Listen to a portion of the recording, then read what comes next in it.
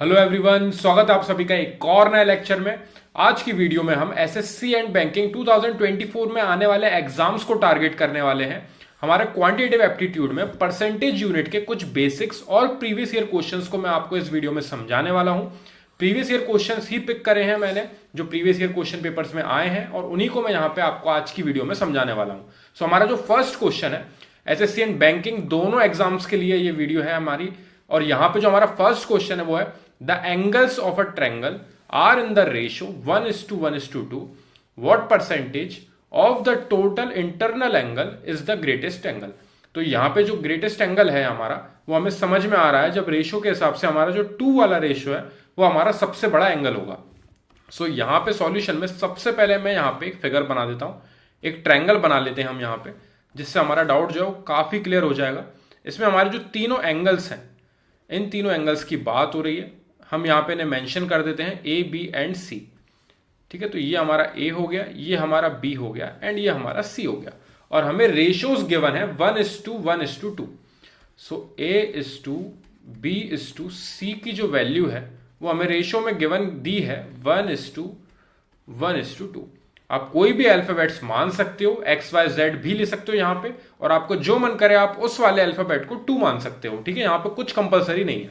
सो यहां पे हम इन तीनों एंगल्स को इस तरीके से रेशियो में लिखने की जगह मैं यहां पे एंगल ए को मान रहा हूं x, एंगल बी भी हमारा क्या हो जाएगा x, एंड एंगल सी हमारा हो जाएगा 2x। सो यहां पे जो रेशियो था उससे हमें समझ में आ रहा है कि ए और बी एंगल जो है वो आपस में इक्वल है, तो उन्हें हमने x और x मान लिया। और हमारा जो थर्ड एंगल है जो कि ट्वाइस है बाकी दोनों से रेशियो में, तो उसको हमने 2x ले लिया है यहाँ पे। अब हमें तीनों एंगल्स मिल चुके हैं, इसको हम यहाँ पे मेंशन कर देते हैं x, सेकेंड एंगल भी हमारा x है एंड थर्ड एंगल हमारा 2x है। और हमें ये अच्छे से पता है कि तीनों एंगल्स का सम, हमारे जो एंगल सम प्रॉपर्टी होती है, एंगल सम प्रॉपर्टी जो होती है हमारी, वो हमें बताती है कि ट्रायंगल के अंदर इन ट्रायंगल ABC, ट्रायंगल के तीनों एंगल्स का सम जो है, तीनों एंगल्स का sum, angle A plus angle B and angle C, तीनों का सम हमारा होता है 180 डिग्री एंगल सम प्रॉपर्टी से। सो ये हमारी एंगल सम प्रॉपर्टी होती है। अब यहां पे तीनों एंगल्स हमारे हैं x, x एंड 2x। ये फाइंड करने के लिए उन्होंने हमें रेशियो गिवन दिया था, ताकि हम यहां पे रेशियो को इस तरीके से कन्वर्ट कर लें एंगल्स के टर्म्स में, और यहां पे ले जाके हम वैल्यू सब्स्टिट्यूट कर दें। सो यहां पे हमने तीनों की वैल्यूज जैसी सब्स्टिट्यूट करी, इक्वल्स टू में हमारा 180 चलेगा, क्योंकि तीनों एंगलों का सम जो ट्रायंगल के अंदर है उन तीनों का सम 180 डिग्री होता है एंगल सम प्रॉपर्टी के अकॉर्डिंग। ये प्रॉपर्टी हमें 7th या 8th क्लास में पढ़ा दी जाती है, वही प्रॉपर्टी का यूज हुआ है हमारा यहाँ पे। तो यहाँ पे तीनों का सम यहाँ पे हो जाएगा 4x, देख सकते हैं आप, x और x हमारे 2x हुए एंड 2x ऐड होकर हमारा 4x आएगा यहाँ पे, इज इक्वल्स टू 180 डिग्री। 4 को हम डिवाइड में लेके जाएंगे, सो हमारी x की वैल्यू आ जाएगी 180 डिग्री डिवाइडेड बाय 4 से कैंसिल आउट होगा, ये 45 डिग्री आ जाएगी हमारी वैल्यू। सो हमारा x जो है वो 45 डिग्री आ चुका है, यानी इसके अकॉर्डिंग हमारा एंगल A जो है वो हो गया हमारा 45 डिग्री, एंगल B जो है जो कि सेम था एंगल A से, तो वो भी हो गया हमारा 45 डिग्री, और एंगल C जो था वो डबल था, ट्वाइस था, रेशियो में हमने देखा था, तो वो हो जाएगा हमारा 90 डिग्री। और आप तीनों को ऐड करोगे तो तीनों का ऐड करके आपका एंगल सम प्रॉपर्टी यानी कि सम आएगा 180 डिग्री। ये आप क्लैरिफाई कर सकते हो इसको एक बार और वेरीफाई करने के लिए। सो यहां पे हमें एंगल सी 90 डिग्री मिल गया है। ठीक है, हमें तीनों एंगल्स पता चल चुके हैं, x, x एंड 2x, तीनों में जाके हमने x की वैल्यू रखी। हमें पता चल गया कि जो हमारा ग्रेटेस्ट एंगल है, ग्रेटेस्ट एंगल हमारा थर्ड वाला जिसका रेशियो 2 था, यानी कि इसकी वैल्यू हमें मिल चुकी है 90 डिग्री। अब ये कितना है, क्या पूछा क्वेश्चन में, what percentage of the total internal angle.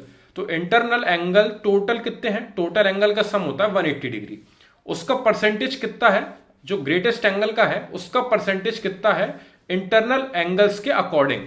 तो इंटरनल एंगल्स वाली वैल्यू हमारी नीचे अपॉन में आएगी, और ऊपर हमें जिसकी परसेंटेज पूछी गई है वो है ग्रेटेस्ट एंगल। सो यहां पे हमारा ग्रेटेस्ट एंगल जो है वो होगा 90 डिग्री ऊपर, अपॉन में किससे कंपेयर करने को बोला है, what percentage of the total internal angle. Total internal angles की बात चल रही है, यानी कि तीनों का सम 180 डिग्री हमारा नीचे आएगा अपॉन में, मल्टीप्लाई बाय 100, ताकि हम परसेंटेज में फाइंड कर सकें। अब आप यहां पे देख सकते हैं ये 0 से 0 मैंने कैंसिल आउट किया, 9 से ये 18 गया 2 टाइम्स, और 2 से ये गया 100 50 टाइम्स। सो 50%, सॉरी गलती से डिग्री लगा मेरे से, 50% आ जाएगा हमारा फाइनल आंसर। क्वेश्चन में क्या पूछा गया था एक बार और देखते हैं। What percentage of the total internal angles, total internal angles यानी कि हमारी जो एंगल सम प्रॉपर्टी हमें बताती है तीनों एंगल्स का सम हमारा 180 होता है, सो वो 180 हमारा अपॉन में आएगा, क्योंकि उससे ही हमें कंपेयर करके बतानी है। किसका बताना है हमें? ग्रेटेस्ट एंगल का। अगर वो स्मॉलेस्ट एंगल बोलते तो ऊपर वैल्यू आती 45 डिग्री, यहाँ पे ग्रेटेस्ट बोला गया है, ग्रेटेस्ट एंगल हमारा है 90 डिग्री, हम यहाँ पे फाइंड कर चुके हैं। सो ये वैल्यू आएगी हमारी ऊपर, जिसकी हमें परसेंटेज में वैल्यू फाइंड करनी है। अपॉन में आएगा टोटल इंटरनल एंगल्स यानी कि 180 डिग्री मल्टीप्लाई बाय 100 परसेंटेज में फाइंड करने के लिए 50% हमारा हो जाएगा फाइनल आंसर।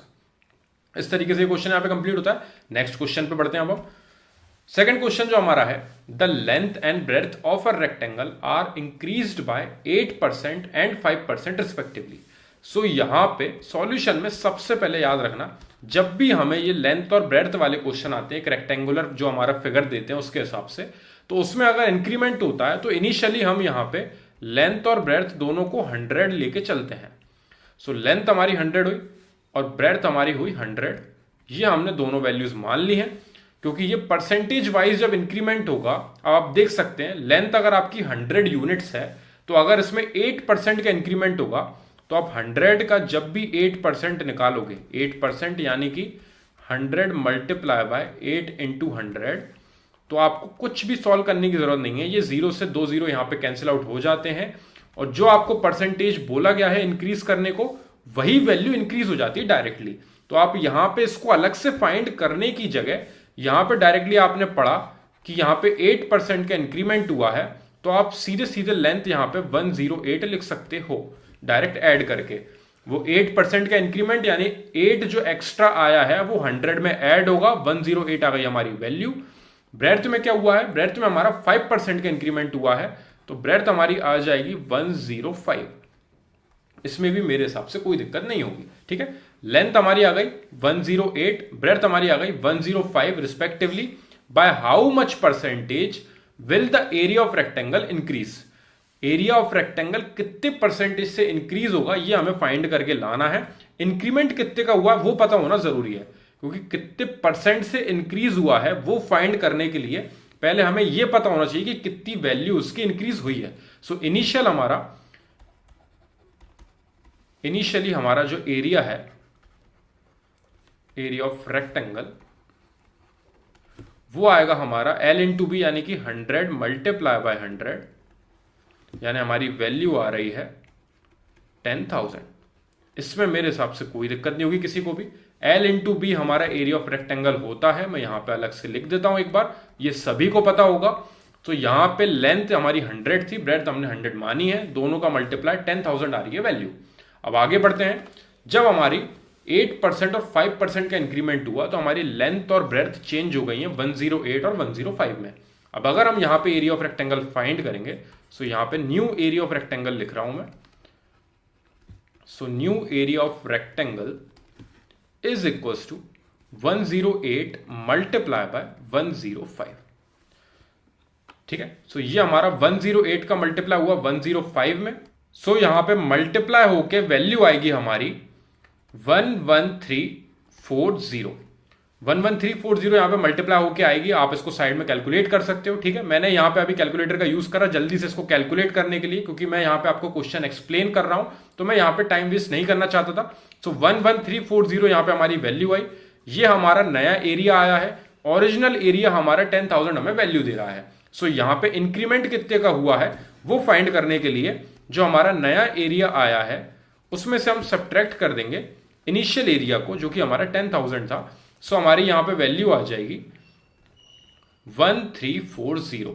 सो ये हमारा एरिया ऑफ इंक्रीमेंट हुआ है। लेकिन हमसे क्वेश्चन में पूछा क्या गया है उस पे आते हैं अब हम। बाय हाउ मच परसेंटेज, अगर यहां पे परसेंटेज नहीं बोला होता, उन्होंने बोला होता by how much will the area of rectangle will increase, तो हमारा डायरेक्ट आंसर हो जाता 1340। लेकिन यहां पे उन्होंने बोला है by how much percentage will the area of rectangle increase, तो परसेंटेज में इंक्रीमेंट फाइंड करने के लिए जितनी वैल्यू इंक्रीज हुई है वो वैल्यू आती है हमारी ऊपर, अपॉन में आती है इनिशियल वैल्यू। इनिशियली हमारा रेक्टेंगल का एरिया कितना आया था 10,000, तो वो इनिशियल वैल्यू आएगी हमारी अपॉन में, यानी कि 10,000 हमारी यहां पे वैल्यू आई और मल्टीप्लाई करेंगे हम 100 का, ताकि परसेंटेज में हमारा आंसर आ सके। सो यहाँ पे ये 2 जीरो से 2 जीरो कैंसिल हुआ, 1 जीरो से 1 जीरो कैंसिल हुआ, और यहाँ पे ये जो एक और जीरो कैंसिल करेंगे तो ऊपर हमारा पॉइंट बढ़ेगा। सो 13.4% हमारा फाइनल आंसर होगा कि 13.4% का इंक्रीमेंट हुआ है जब आपने जो आपका ओरिजिनल एरिया आया था, दोनों लेंथ और ब्रेड्थ 100 मानी थी, तो जो 10,000 आया था उसमें जब एरिया ऑफ रेक्टेंगल में इंक्रीमेंट हुआ, जब लेंथ में आपका 8% का इंक्रीमेंट प्लस ब्रेड्थ में आपका 5% का इंक्रीमेंट हुआ, सो 108 एंड 105 आई आपकी वैल्यू, जिसके वजह से आपका एरिया ऑफ रेक्टेंगल 11340 हुआ। टोटल इंक्रीमेंट कितना हुआ, न्यू एरिया में से ओरिजिनल एरिया को सब्ट्रैक्ट किया, 1340 वैल्यू आई, और उस 1340 वैल्यू को यहां पे परसेंटेज में कितना इंक्रीमेंट हुआ उसको फाइंड करने के लिए ऊपर आता है हमारा इंक्रीमेंट वाली वैल्यू जो इंक्रीज हुआ है जितना, अपॉन में आता है ओरिजिनल वैल्यू, यहां पे ओरिजिनल वैल्यू आता है जिससे कंपेयर करा जाता है और मल्टीप्लाई करा जाता है 100 से, ताकि हम यहां पे परसेंटेज इंक्रीमेंट फाइंड कर सकें। सो इस तरीके से हमने परसेंटेज इंक्रीमेंट फाइंड किया है। जो इंक्रीमेंट हुआ था वैल्यू में वो हुआ था 1340 का, वो वैल्यू आई हमारी ऊपर, अपॉन में आई हमारी ओरिजिनल वैल्यू, ओरिजिनल एरिया हमारा 10,000 था, वो आया अपॉन में, मल्टीप्लाई बाय 100, 13.4% हमारा इंक्रीमेंट हुआ है एरिया में, जब हमारी 8% और 5% से लेंथ और ब्रेड्थ में इंक्रीमेंट हो गया था। आई थिंक मेरे को लग रहा है कि शायद मैं आपको समझा पाया होऊंगा, लेकिन अगर फिर भी कोई डाउट है, दोनों क्वेश्चंस में ये एंगल से रिलेटेड था, तीनों एंगल्स रेशियो में गिवन थे, और हमें इंक्रीमेंट बताना था कि परसेंटेज कितना है ग्रेटेस्ट एंगल का बाकी इंटरनल एंगल्स के अकॉर्डिंग, तो वो हमने यहाँ पे इस तरीके से बताया था। सिमिलरली इस वाले क्वेश्चन में हमारा रेक्टेंगल के टर्म्स में था, लेंथ और ब्रेड्थ में इंक्रीमेंट हुआ था, दोनों को इंक्रीज करने के बाद नया एरिया फाइंड किया, डिफरेंस फाइंड किया, उसके बाद हमने परसेंटेज इंक्रीमेंट कितना हुआ वो बताया यहाँ पे। दोनों में से किसी भी क्वेश्चन में अगर डाउट है कमेंट सेक्शन में जरूर डिस्क्राइब करना, ताकि मैं उनको पहले सॉल्व कर सकूं और फिर हम नेक्स्ट क्वेश्चन पे बढ़ सकें। Thank you very much for watching this video.